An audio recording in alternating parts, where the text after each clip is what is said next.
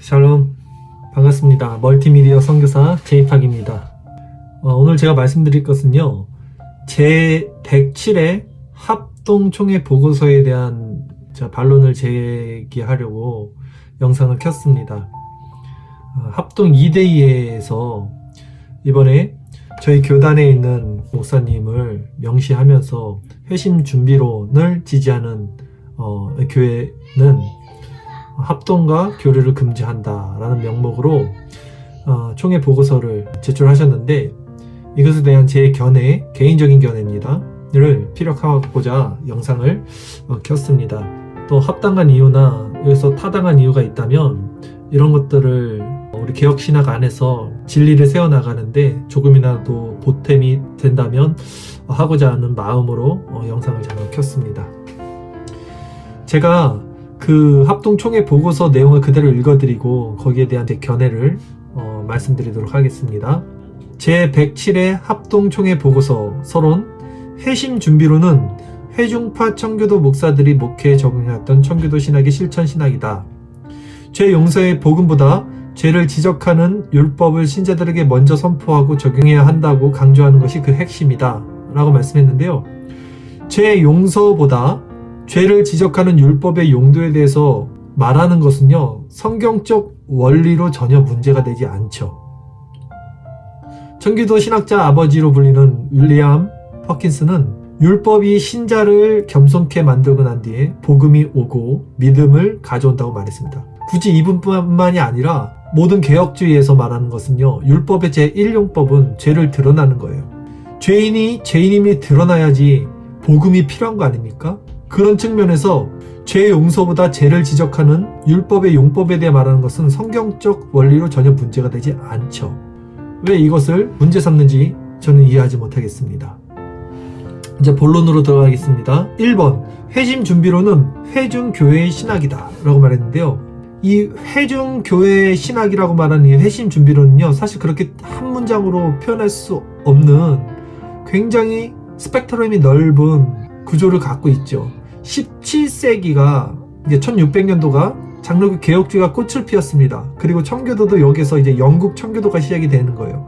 그리고 정통 청교도는 영국 1세대, 2세대, 3세대까지를 정통 청교도라고 보는데, 이 17세기는 장로교와 회중파, 이 청교도 신학이요, 교회론, 정치론은 달라요. 왜냐하면 영국 엘리자베스를 피해서 시작된 것이 청교도니까 이 교회 정치는 다르지만 구원론이나 다른 사상에 있어서는 개혁주의와 같은 포맷을 갖고 있었어요. 특히 이때는 청교도도 그렇고 개혁신학도 그렇고 초창기였기 때문에 나눠지지 않았던 시기입니다. 또한 청교도를 무조건 회중교회 신학이다 라고 치부할 수 없는 것이 청교도 안에도 스펙트럼이 넓습니다. 뉴 잉글랜드 청교도와 스코틀랜드 청교도는 달라요. 신학도. 이런 것들을 전체적으로 포괄적으로 살펴보고 나눠야 되는 부분이지, 한마디로 회심 준비론은 회중교회의 신학이다 퉁 치고 끝날 정도의 간단한 사안이 아니다라는 걸 먼저 말씀드리겠습니다. 2번, 중생 이전에 인간이 구원을 사모하게 된다는 주장. 그러니까 이게 지금 다 잘못됐다고 여기다가 올린 건데, 중생 이전에 인간이 구원을 사모하게 되죠. 성경 보세요. 삭개오는 왜 중생 전에 구원을 사모해서 그 뽕나무에 올라갔습니까? 왜 중생받지 못한 이스라엘 백성들은 다윗의 자손이 나를 불쌍히 여기소서라고 그 예수님께 부르짖었습니까? 왜 십자가 오른편에 있던 그 죄인은 예수님께 구원을 요청했습니까? 이들은 중생받기 전에 구원을 사모하게 된 거죠.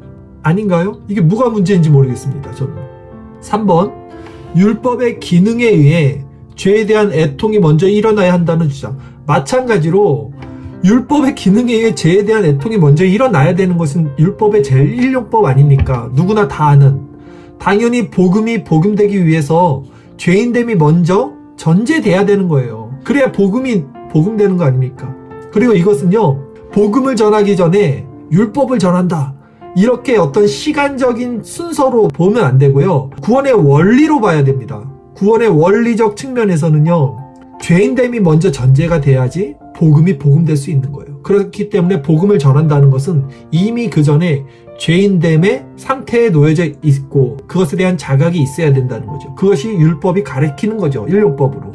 4번 갈라디아서 3장 4절이 복음보다 율법을 먼저 선포해야 하는 근거라는 주장. 저는 이 이야기에 대해서는 처음 듣는 사실이라 사실 확인이 필요한 사안입니다. 이것은 넘어가겠습니다. 5번 준비 교리를 무시하여 교회의 거룩이 사라졌다는 주장. 준비 교리를 무시하여 교회의 거룩이 사라졌죠. 당연하죠. 왜냐하면 준비 교리는 뭐냐면요, 인간이 죄된 본성이 있다는 것을 율법으로 인해서 먼저 드러내는 것을 강조하는 거잖아요. 그리고 이것을 무시하는 것은요, 인간의 죄성을 간과하는 역할이 돼요. 그렇기 때문에 오히려 준비 교리를 무시하면요, 어떤 결과가 초래되냐면 반율법주의 혹은 구원파적 구원론을 갖게 돼요. 아, 복음으로 예수 믿으면 구원을 받는 거야. 너무나 쉬운 복음, 쉬운 구원론, 반쪽짜리 복음을 받게 된다는 거죠. 또한 같은 맥락에서 그리스도의 능동순종조차 지금 부정하고 있는 것으로 제가 알고 있는데요. 합동 2대위 측이겠죠. 합동 전체는 아니겠죠, 설마. 그런데 이런 그리스도의 능동순종은요, 이미 개혁신학 안에서 모두 다 동일하게 인정하고 있는, 합신이나 고신이나 개혁이나 모든 교단에서 개혁신학 안에서도 인정하고 있는 것을 왜 이것을 부정하는 건지 도저히 이해를 못하겠어요. 저는 아마도 제 생각에는 이 능동순종이 준비교리와 연결이 되거든요. 결국 율법으로 말미암아 인간의 죄를 드러내는 것을 약화시키려고 하는 건데, 이것이야말로 율법의 기능을 완전히 말살해서 죄인들이 진정 회심에 이르게 하는 수단을 차단시키는 것이고, 이것이 오히려 성경에 반하는 위험한 이단적 사상을 내포하고 있는 것이 아닌가라는 생각을 저는 하고 있습니다. 6번 믿음으로 단번에 영구하게 완성되는 구원과 다른 회심 주장. 구원은 하나님의 은혜로, 주권으로, 믿음으로 이루어지는 거잖아요.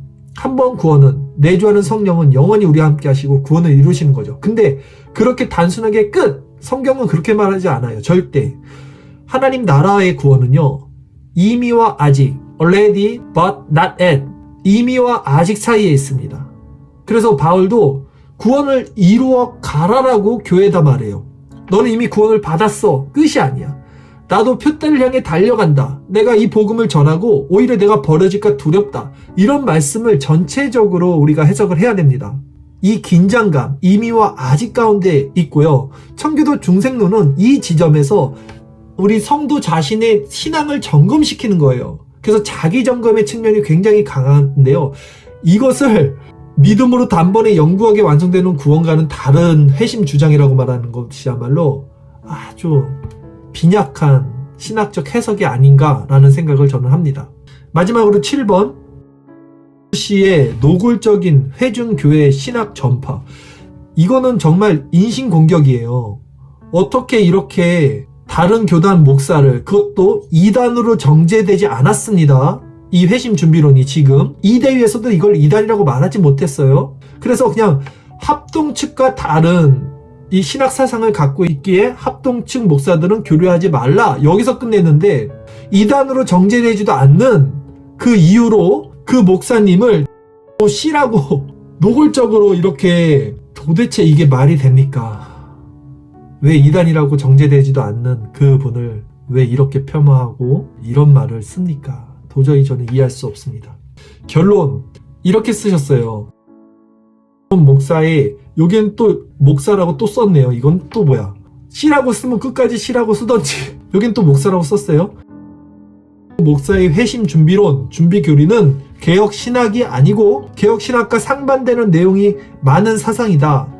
그러므로 우리 교단은 이들과의 신앙적 교류를 금지하여야 한다. 이거에 대한 상반되는 내용이 많은 사상을 제가 1번부터 7번까지 읽은 거예요. 너무나 빈약하죠. 너무나 빈약해요. 그거 가지고 얘네들랑 놀지 마. 얘네랑 신앙적 교류하지 마. 그래서 깡패입니까? 이렇게 지금 말하고 있는 거예요. 우리 교단 산하의 모든 목사들과 신자들이 목사의 강의, 집회, 예배 등에 참여하지 않도록 주의해야 하고, 특히 이들이 보급하는 책자들도 매우 경계해야 한다. 공산당입니까? 불순서적 모아서 뭐 보지 못하게 하는 거예요, 지금? 어느 시대인데?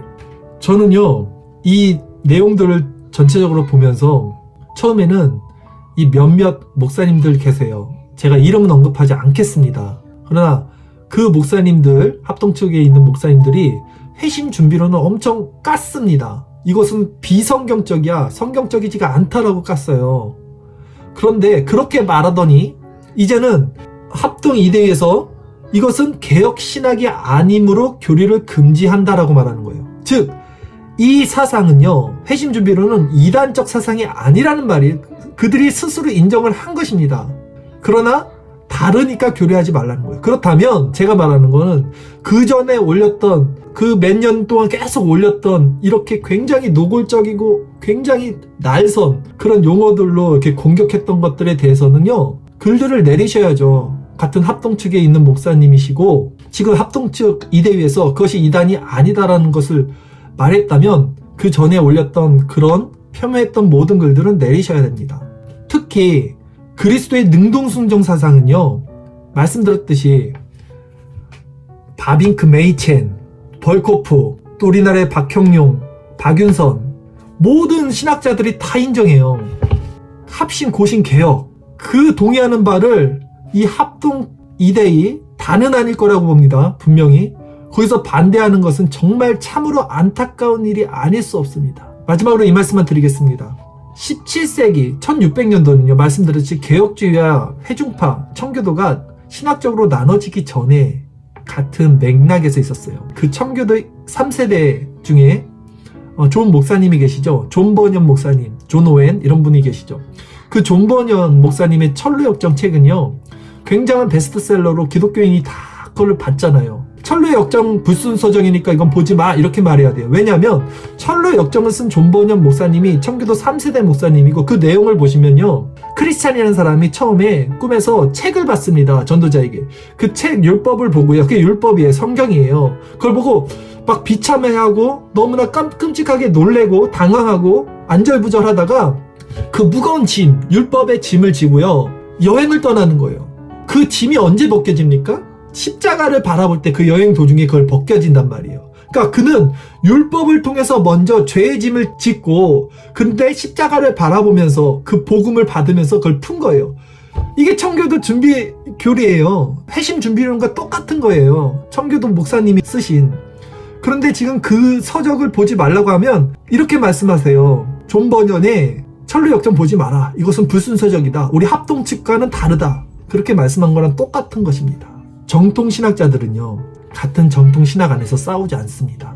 자고로. 왜냐하면 다른 이단들이 너무나 많아요. 이거와 싸우지 않아도 다른 이단들이 너무나 많습니다. 왜 개혁신학 안에서 이런 문제로 서로 에너지를 소모합니까? 저는 이 말씀을 드리고 싶은 거예요. 얼마나 우리가 많은 이단들과 싸워야 될 일들이 많은데 왜 한국 보수신학의 정통성을 가진 합동이 이런 일을 지금 하고 있냐는 거예요. 더 큰일, 더 정말 싸워야 될 이 포스트 모던의 이 세상적 사상, 교회 안에서 또 잘못된 그런 사상들, 그런 일들에 나서 주시기를 간절히 부탁드리겠습니다.